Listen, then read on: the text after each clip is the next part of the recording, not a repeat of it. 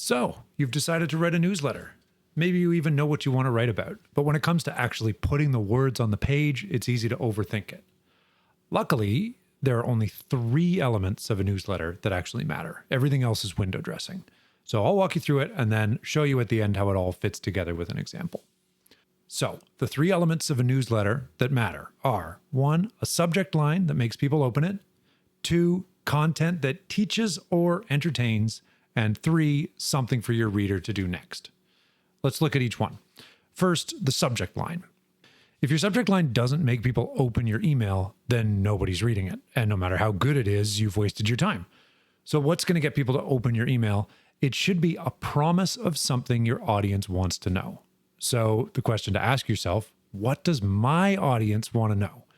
If you're already a creator running experiments with titles and thumbnails, you have a pretty good sense of what they're clicking on probably. So start with that. Data that comes from your audience is 1,000 times more valuable than any advice you'll find online.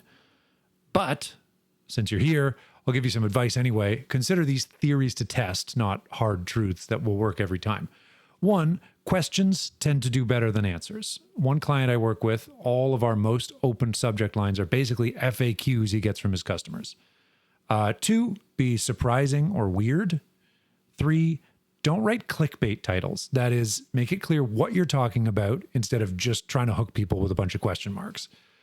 And 4, this is a personal preference, I guess, but I think I'm right. Don't capitalize all your words. We're talking title case versus sentence case. Look at these 2 examples. Which one looks more like spam? Finally, keep it short. You want 5 to 7 words, much longer than that, and it's going to get cut off. So that's all there is to subject lines. If you have questions, drop them in the comments. Part 2, the content. This is advice for your minimum viable newsletter, but it applies to all your newsletters. Just write one thing. Nobody ever complained that an email was too short.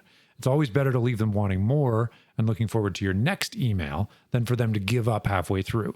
Don't worry about minimum word count. As for maximum, really depends on your audience, but if you want a rule of thumb, aim for 500 to 700 words.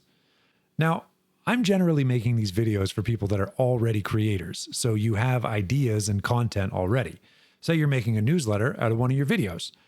Don't cover every point from your video.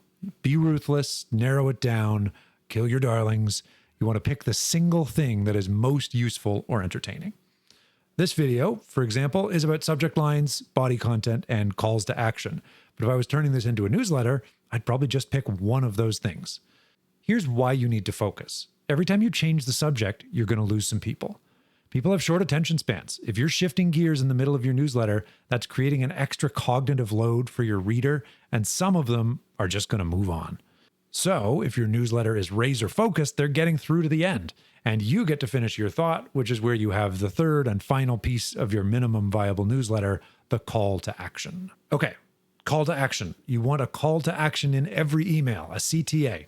There's a technical reason for that. The more people are clicking or replying to your emails, the more email services like Gmail or Apple will trust your domain, and the less you'll be shunted to the spam folder.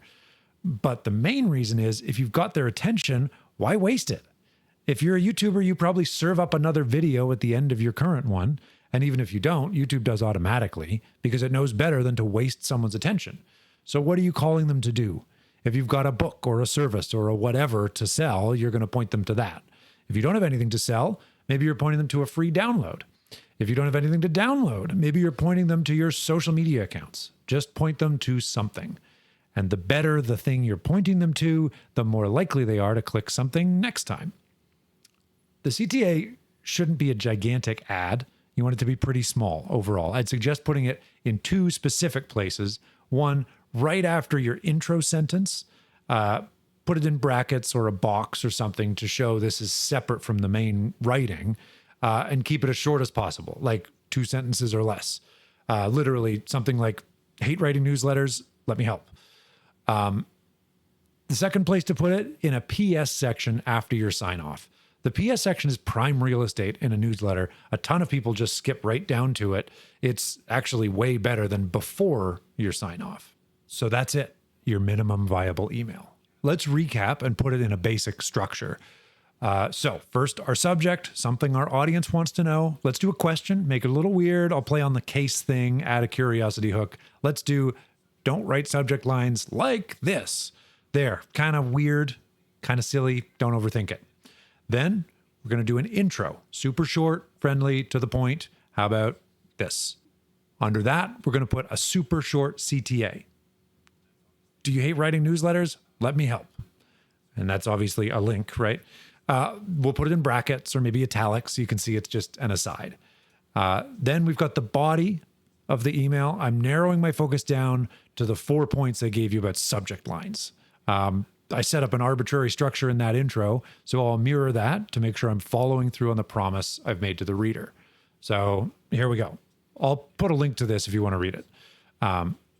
It's, again, just the tips on the subject lines. So 2 suggestions, 1 rule, 1 personal opinion. Then we're going to wrap it up with a closer. It's worth asking a question here to encourage people to reply. Almost nobody will, which is why you can say something bold like, I read every email. Let's do this. What worked for you? Anything surprising? I'd love to hear about it. Thanks for reading, Will. Then finally, we're hitting our CTA again in the PS section. You can go a little longer here, but not by much. So here's what I'll put. And that's it. It's short, it teaches you something, and it shows you my offer. There are a zillion more things you can do, and I'll make videos about the best ones, like the Swiss Army knife that is the roundup section. But these are the pieces you need. Try it out. Let me know how it goes. If you have questions, drop them in the comments, and subscribe to this channel if you thought this was helpful. We've got lots more coming. Thanks.